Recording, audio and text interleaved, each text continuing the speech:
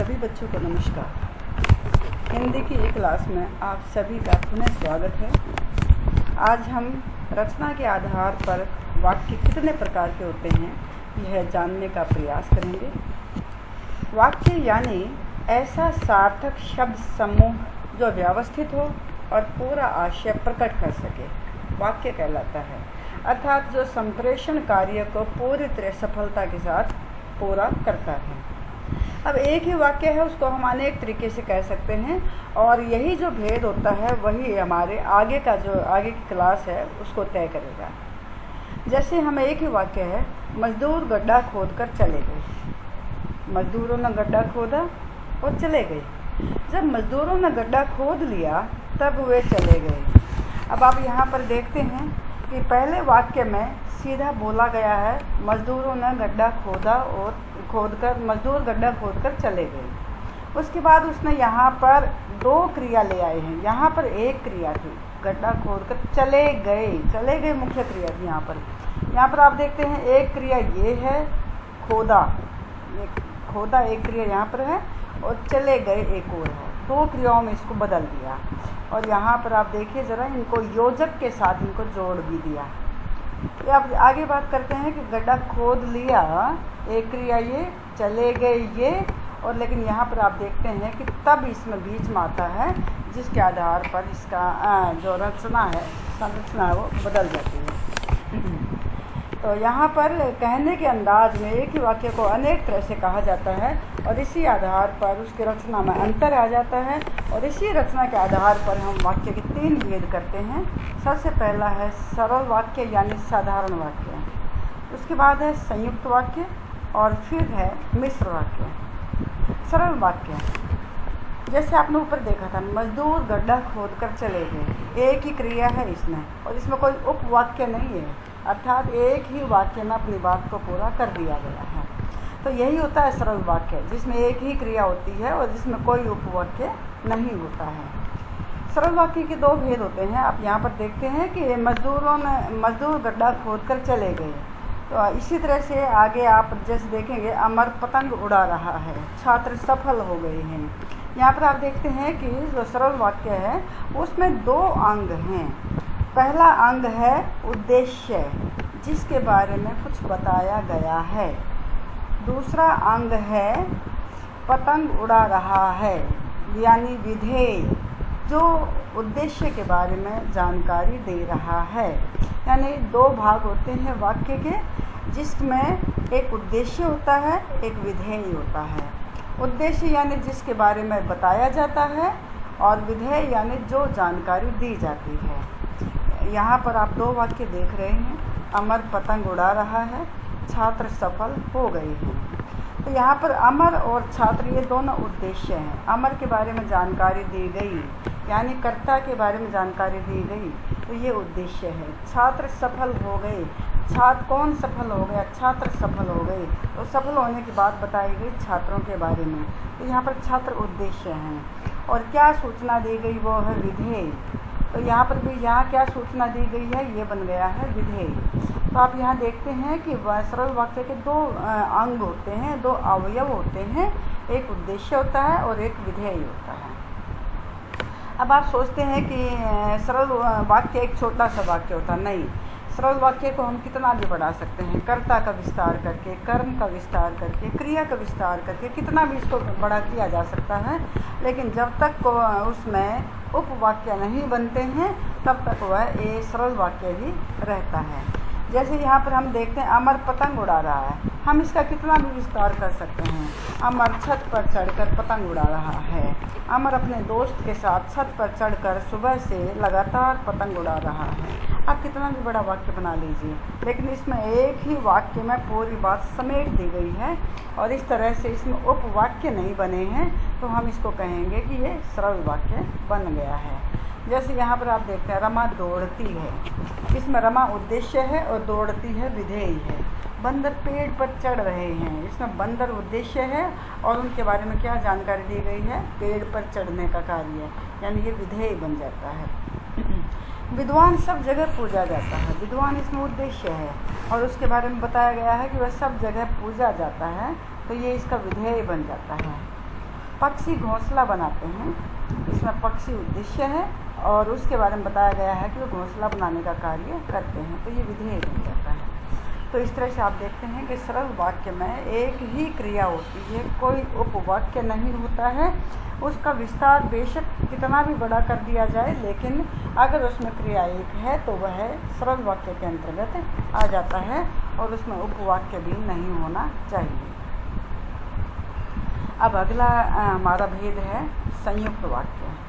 संयुक्त वाक्य यानी कि संयुक्त जोड़ा गया है, जिसको दो उपवाक्यों को जिसमें जोड़ा गया है। जब दो या दो से अधिक उपवाक्य बनते हैं और दोनों ही स्वतंत्र होते हैं, कोई भी वाक्य दूसरे पर आधारित नहीं है, दोनों ही प्रधान हैं, दोनों ही स्वतंत्र हैं, दोनों ही समान स्तर के हैं, तो उसको हम संयुक्त वाक्य कहते हैं।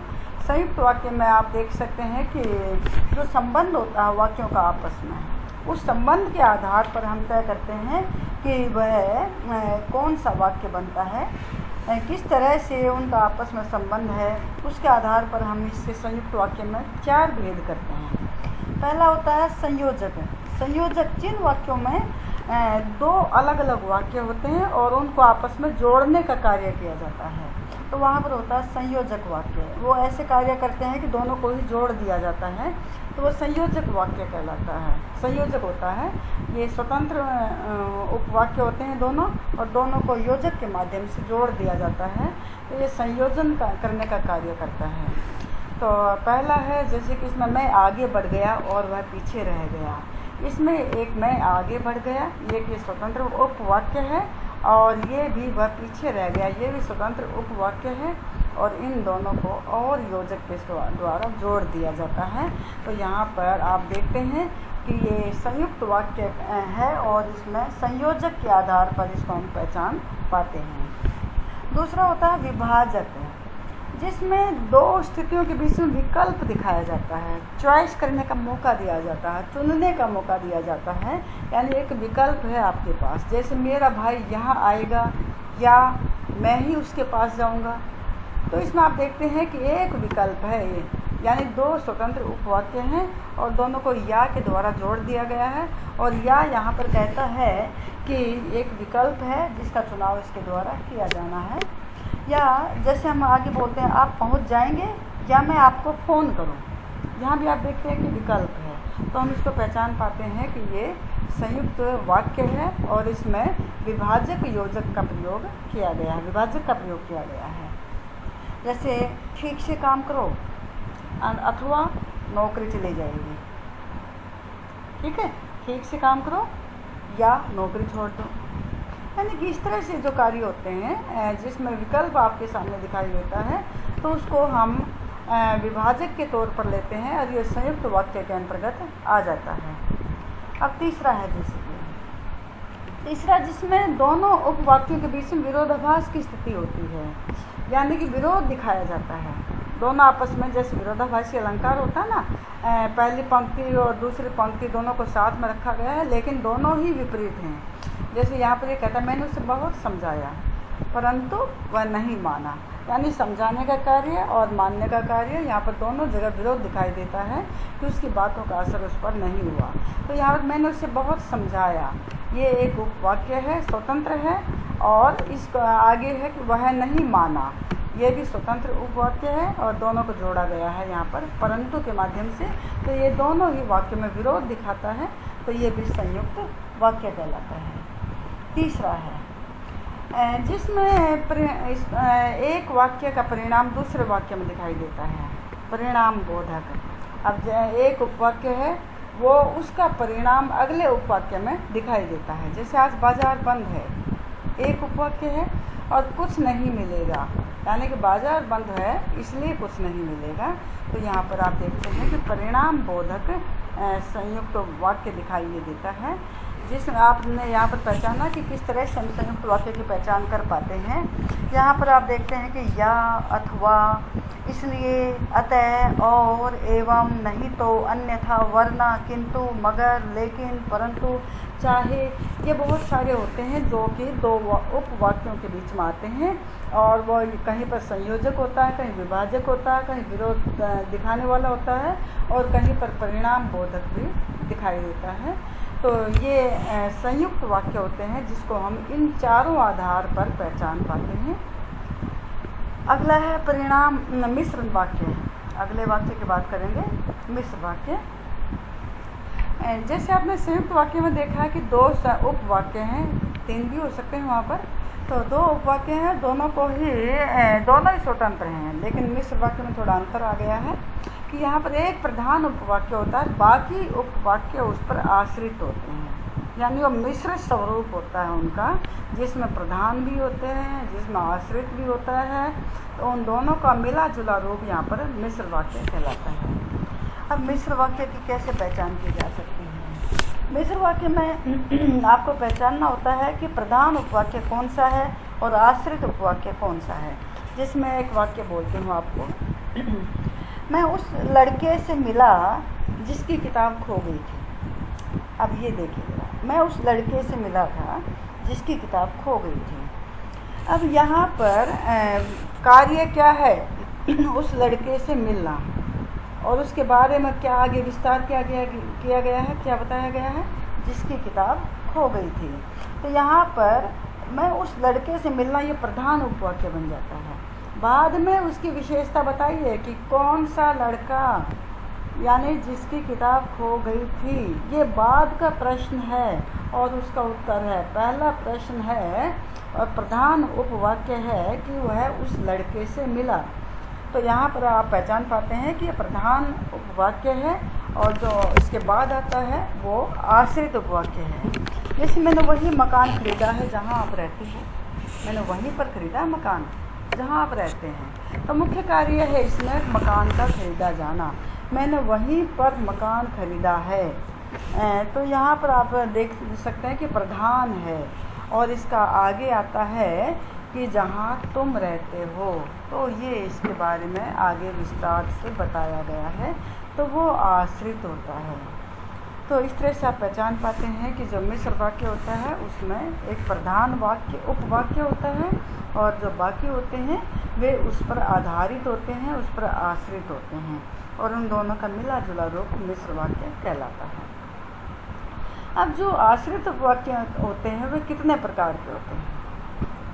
पहला होता है संज्ञा उपवाक्य, दूसरा होता है विशेषण और तीसरा होता है क्रिया विशेषण। यानी कि प्रधान उपवाक्य नहीं, ये आश्रित उपवाक्य के बारे में है।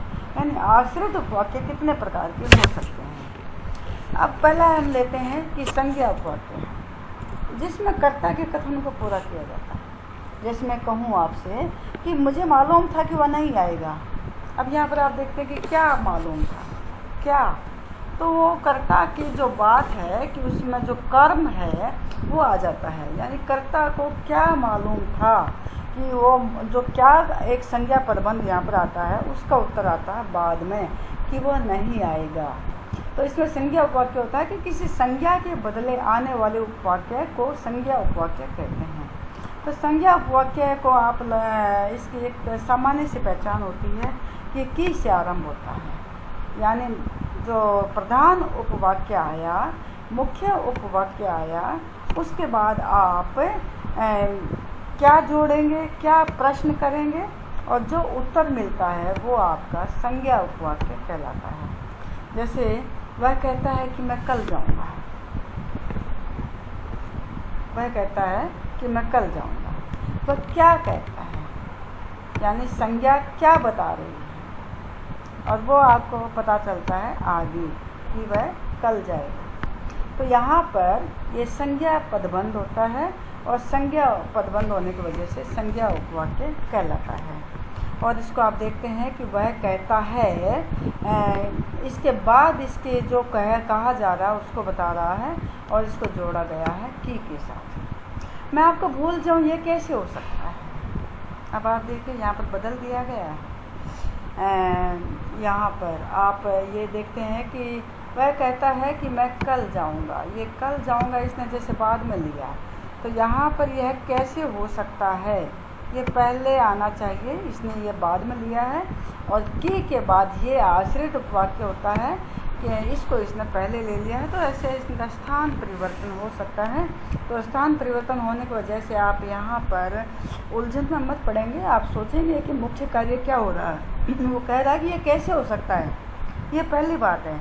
और उसके बाद वो बता रहा है कि कौन सा कार्य है कि जिसके बारे में वो कह रहा है कि यह कैसे हो सकता है, तो वो उसको पूरा करता है। तो यहाँ पर ये उपवाक्य बन जाता है। इसके बाद हम देखते हैं विशेषण उपवाक्य। विशेषण उपवाक्य यानी कि संज्ञा की विशेषता बताई जाती है। जिस कथन से संज्ञा की विशेषता जाहिर होती है, वहाँ पर विशेषण उपवाक्य होता है। जैसे जो मनुष्य धनवान होता है उसे सभी चाहते हैं। यहाँ ऐसे कई लोग हैं जो दूसरों की चिंता नहीं करते हैं। या हम आगे बताएं कि जैसे मेरे कमरे में एक ऐसी घड़ी है जो बहुत पुरानी है। तो इसमें हम बात करेंगे कि जो विशेषण है, उपवाक्य है, उसको हम कैसे पहचान पाते हैं। मेरे पास एक रेडियो है जो बहुत पुराना है, या वही छात्र है जिसने अन्य छात्रों को डूबने से बचाया था। अब देखिए जरा, इसमें एक मुख्य पहचान है। आप जो, जिससे, जिसका, ये जो आते हैं ना शब्द, वो जिसके आरंभ में लगे होते हैं, समझ लीजिए वही आश्रित है और वो विशेषण है। तो जैसे सबसे पहले उसे सभी चाहते हैं, किसे, जो मनुष्य धनवान होता है, ये बन गया है आपका विशेषण उपवाक्य। या ऐसे कई लोग हैं, कैसे, जो दूसरों की चिंता नहीं करते, ये विशेषण बन गया।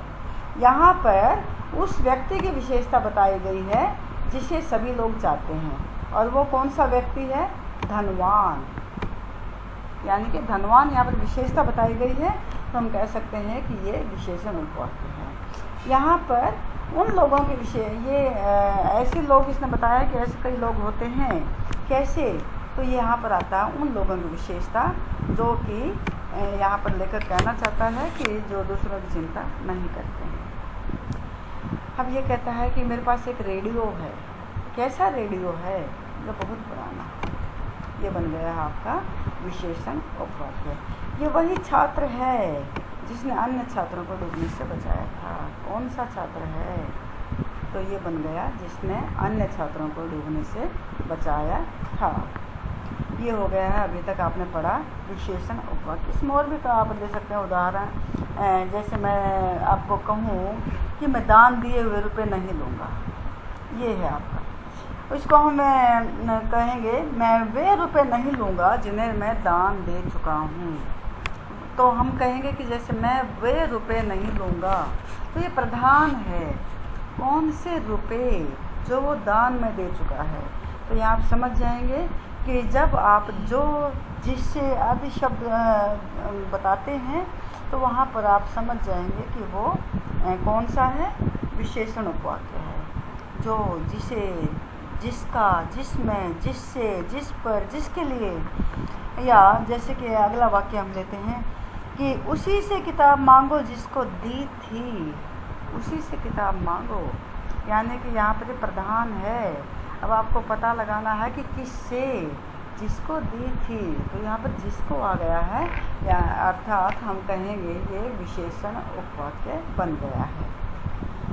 अब अगला है क्रिया विशेषण उपवाक्य। ये हम मिश्र वाक्य की बात कर रहे हैं। मिश्र वाक्य में जिसमें कि हम एक प्रधान उपवाक्य होता है और बाकी उस पर आधारित यानी उस पर आश्रित उपवाक्य होते हैं। तो जो आश्रित उपवाक्य होते हैं वो तीन प्रकार से पहचाने जाते हैं। पहला होता है संज्ञा उपवाक्य, दूसरा होता है विशेषण, और तीसरा यहाँ पर अभी जो बात कर रहे हैं वो है क्रिया विशेषण। क्रिया विशेषण उपवाक्य यानी कि जो क्रिया की विशेषता बताता है। जो उपवाक्य, मुख्य उपवाक्य में जो क्रिया हो रही है उस क्रिया की विशेषता बताता है। यानी वो क्रिया कैसे घटित हो रही है, कहाँ घटित हो रही है, कब घटित हो रही है, ये सब बातें वो बता रहा है। जैसे हम बताते हैं इसमें आप क्रिया विशेषण के जैसे आपको पता ही है 4 भेद होते हैं, रीतिवाचक, स्थानवाचक, कालवाचक, परिमाणवाचक। तो ये सारे जो होते हैं ये क्रिया विशेषण के तरीके बताते हैं जिससे आप पहचान भी पाते हैं। तो यहाँ पर आप देखिए ज़रा, सबसे पहले हमने जैसे वाक्य लिया है, जब सवेरा हुआ तब हम लोग बाहर गए। तब हम लोग बाहर गए कब? जब सवेरा हुआ। तो बाहर जाने का कार्य समय के अनुसार बता रहा है कि जब सवेरा हुआ, तो यहाँ पर आपका क्रिया विशेषण ये बनेगा, यानी कि ये क्रिया विशेषण उपवाक्य है। अगर हम बोलें कि हम लोग तब बाहर गए, तब बाहर कब गए, तो ये जो तब का उत्तर आता है वो आपका यहाँ पर आता है, तो ये आपका बन जाता है क्रिया विशेषण उपवाक्य। तो यहाँ पर प्रधान उपवाक्य ये है, और इसका जो आश्रित उपवाक्य है जो क्रिया की विशेषता को बताता है वो बन जाता है यहाँ पर जब सवेरा हुआ, यानी कि क्रिया विशेषण उपवाक्य। ये 4 तरह से बताया जाता है कि जिसमें किसी ढंग की सूचना दी जाती है, तरीके की सूचना दी जाती है, विधि की सूचना दी जाती है, वहाँ पर आप रीतिवाचक क्रिया विशेषण पहचान पाते हैं कि जैसा हारमोनियम वह बजाता है वैसा कोई नहीं। तो यहाँ पर वैसा कोई नहीं ये प्रधान है, और कैसा? जैसा हारमोनियम वह बजाता है, वह बजाता है, जैसा वह बजाता है, ये क्रिया का विस्तार है, क्रिया विशेषण यहाँ पर आ गया है। हम जैसे कहते हैं कि स्थान की सूचना ये दे रहा है कि स्थानवाचक, जैसे कि यह वही स्थान है जहाँ दुर्घटना हुई थी, तो यहाँ पर यह वही स्थान, यह प्रधान उपवाक्य है और इसके स्थान के बारे में बताता है कि जहाँ पर दुर्घटना हुई थी। तो ये इसके क्रिया विशेषण उपवाक्य बन जाता है जहाँ पर उस क्रिया के स्थान के बारे में सूचना हमें मिलती है। वह बहुत मेहनत करता था कब? जब वह विद्यार्थी था। तो यहाँ पर समय की सूचना दी गई है। वह बहुत मेहनत करता था, ये प्रधान है, और इसके बारे में आगे विस्तार से बताता है कि जब वह विद्यार्थी था। तो यहाँ पर क्रिया के समय की सूचना दी गई है, तो यहाँ पर कालवाचक क्रिया विशेषण बन जाता है। अब कारण की सूचना है यहाँ पर, जैसे कि धान की, जैसे पानी भरता गया धान की फसल अच्छी होती गई। तो यहाँ पर आप धान की फसल अच्छी होती गई कैसे? जैसे ही पानी भरता गया, तो ये आश्रित बन जाता है। तो यहाँ पर आप देखते हैं कि कारण की सूचना है कि धान की फसल अच्छी क्यों हुई? क्योंकि वहाँ पर पानी भरता चला गया। तो धान की फसल अच्छी होती गई जैसे पानी भरता चला गया। तो ये आपके हैं क्रिया विशेषण उपवाक्य। जैसे इसके और भी उदाहरण हम ले सकते हैं कि वह ऐसे चल रही थी जैसे बीमार हो, यानी कि वह ऐसे चल रही थी जैसे बीमार हो।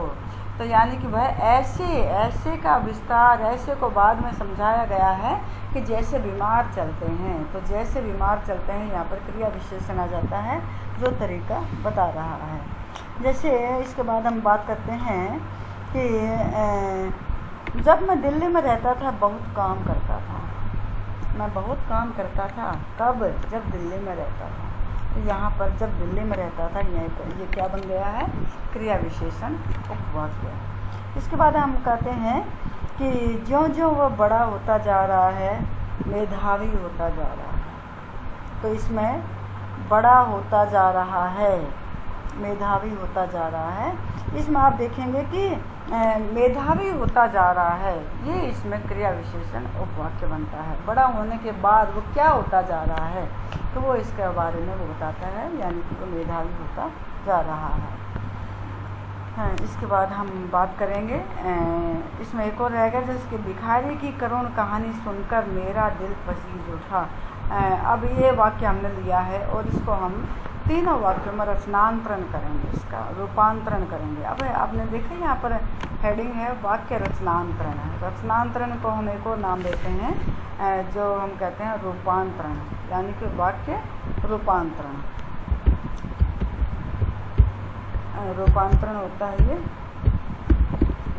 यानी बदलना, एक वाक्य से दूसरे वाक्य में बदल देना। जैसे कहता भिखारी की करुण कहानी सुनकर मेरा दिल पसीज उठा। अब आप ये समझने का प्रयास करें एक बार कि ये कौन सा वाक्य है। सरल है, संयुक्त है, मिश्र है। अब आप ये देखिए कि पसीज उठा ये क्रिया है और ये एक ही वाक्य है, इसमें कोई भी उपवाक्य नहीं है। तो हम समझ गए हैं यहाँ पर कि ये सरल वाक्य है। अब हम इसका रचना, आपको कहा जाए कि इसको संयुक्त वाक्य में बदलिए। अब ये देखिए यहाँ पर सुनकर भी एक क्रिया है ना, और पसीज उठा भी एक क्रिया है। क्रिया यहाँ पर वैसे तो दो हैं, लेकिन यहाँ पर इसको विशेषण बना दिया गया है, तो इस वजह से ये मुख्य क्रिया में शामिल नहीं हो पाया है। हम इसको भी मुख्य क्रिया बना देते हैं। भिखारी ने अपने एक करुण कहानी सुनाई, सुनकर को हमने बदल दिया। यानी आप यहाँ पर पहचान गए कि दो क्रियाओं का प्रयोग है यहाँ पर। एक को हमने विशेषण बना दिया है, सुनकर, उसका हमने विशेषण बना दिया गया है, जिसकी वजह से वो मुख्य क्रिया में शामिल नहीं हो पाई। और अगर हमें संयुक्त वाक्य में बदलना है तो दो मुख्य क्रिया तो होनी चाहिए, क्योंकि दो वाक्य होने चाहिए और दो सरल वाक्य होने चाहिए, दोनों स्वतंत्र होने चाहिए, और दोनों स्वतंत्र होने के लिए उसमें मुख्य क्रिया भी एक होनी चाहिए। तो ये जो सुनकर है इसको बदल देंगे, इसको हम ले आएंगे सुनाई। तो भिखारी ने अपनी करुण कहानी सुनाई, और ये वाक्य हम यूँ का यूँ ले आएंगे और बीच में हम लगा देंगे योजक। तो ये बन गया आपका संयुक्त वाक्य। अब हम इसको बनाएंगे मिश्र वाक्य। अब इसी क्रिया का इस्तेमाल करेंगे, ये जो सुनकर है इसी का इस्तेमाल करेंगे, इसको आगे बढ़ाएंगे। लेकिन हम यहाँ पर ऐसा कोई रिक्त स्थान छोड़ेंगे जिसका उत्तर हमें आगे मिलता है, क्योंकि इसमें एक प्रधान होना चाहिए और एक आपका आश्रित उपवाक्य होना चाहिए। तो अब यहाँ पर जैसे इसमें कोई रिक्ति नहीं छोड़ी, ये सीधा सीधा उत्तर आ रहा है और हमारे मन में कोई जिज्ञासा बाकी नहीं है जिसका उत्तर अगले वाक्य में आए, इसलिए स्वतंत्र है। लेकिन यहाँ पर अगर हम ऐसी लगा दें तो कैसी, ये उत्तर हमारे मन में रहेगा, जो आगे मिलकर के आगे जा कर के इसका उत्तर हमें मिलेगा। और वो हमें उत्तर मिला है, मेरा दिल पसीज उठा, यानी इतनी करुणादायक थी, इतनी पीड़ादायक थी। तो यहाँ पर ये बन जाता है मिश्र वाक्य। तो आपने देखा कि ऐसी यहाँ पर ऐसा लगा दिया शब्द जिससे कि हमारा जो वाक्य है उसकी रचना बदल गई और वो बन गया मिश्र वाक्य। अब अगला देखिए ज़रा, एक और हम लेते हैं जो कि हम तीनों में बदलेंगे। पहला देखिए, छात्रों ने पाठ याद करके लिखा। इसमें आपने देखा कि मुख्य क्रिया एक ही है, लिखा, लिखने का कार्य मुख्य है। तो ये बन गया है सरल वाक्य, क्योंकि इसमें कोई भी उपवाक्य नहीं है। लेकिन आपने यहाँ पर एक और देखिए, एक और सहायक क्रिया याद करके लिखा है, तो ये क्रिया विशेषण है, यहाँ पर बना दिया गया है लिखने का। तो इसको आप मुख्य क्रिया में बदल देंगे। तो करके नहीं, याद किया, छात्रों ने पाठ याद किया। देखिए ये आपका बन गया ना स्वतंत्र उपवाक्य। तो ये स्वतंत्र वाक्य बन गया है। और इसके बाद ये क्रिया आप यहाँ पर यूँ की यूँ लगा सकते हैं, तो आपका बन गया ये संयुक्त वाक्य। अब हमें ऐसा करना है कि पहले वाक्य में कुछ ऐसा हो जो उत्तर बाद में जिसका हमें मिले। जैसे कि आप देखिए, छात्रों ने पाठ याद किया, इसके साथ हमने लगा दिया जब छात्रों ने पाठ याद कर लिया तब उन्होंने लिखा। तो आप यहाँ देखते हैं कि जब और तब ये ऐसे शब्द हैं जो यहाँ पर लगा दिए, तो ये बन गया मिश्र वाक्य। अब हम रूपांतरण करेंगे, यहाँ लेकर आते हैं सरल वाक्य को संयुक्त वाक्य में बदलेंगे।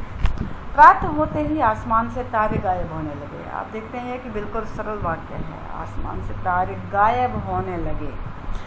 इसको हम संयुक्त वाक्य में बदलेंगे। प्रातः होना भी एक यहाँ पर क्रिया है, तो इसको हम पूरे वाक्य में बदल देंगे, प्रातः हुई, और उसके बाद योजक ले आएंगे, प्रातः हुई और आसमान से तारे गायब होने लगे। अब ये देखिए ज़रा, विकल्प वाला आ गया है अगला, राम या अमर में से कोई एक दावत में जाएगा। वो विभाजक मैंने बताया था ना, विकल्प जिसमें दिया जाता है, यहाँ पर भी विकल्प है। आप यहाँ पर राम दावत में जाएगा या अमर दावत में जाएगा। तो आप यहाँ कह सकते हैं कि विकल्प वाचक है, ये विभाजक है, तो ये भी संयुक्त वाक्य बन गया है। तो आप थोड़ा सा यहाँ पर चिंतन करते हैं तो यह शब्द आपको इशारा कर देता है कि ये संयुक्त वाक्य आराम से बनाया जा सकता है। आगे जैसे कहता है कि बीमार होने के कारण छात्र विद्यालय ने आ सका। इसमें आप बीमार एक क्रिया है, बीमार होने के कारण एक क्रिया बनाई जा सकती है, और आ सकना ये भी एक क्रिया है। तो यहाँ पर आप बीमार को पूरी क्रिया बना दें। छात्र बीमार था, इसको पूरी क्रिया बना दें। बीमार होने के कारण को हटा दीजिए और छात्र की बीमारी को मुख्य क्रिया में ले आइए। छात्र बीमार था और यहाँ पर योजक लगा दिया आपने। कारण होता है, परिणाम सूचक होता है जो, यानी कि इसलिए वो विद्यालय में नहीं आ सका। समझ गए आप कि किस तरह से हम ये चार हमारे पास थे संयुक्त वाक्य में, जिनके आधार पर हम आराम से सरल वाक्य या मिश्र वाक्य को हम संयुक्त वाक्य में बदल सकते हैं।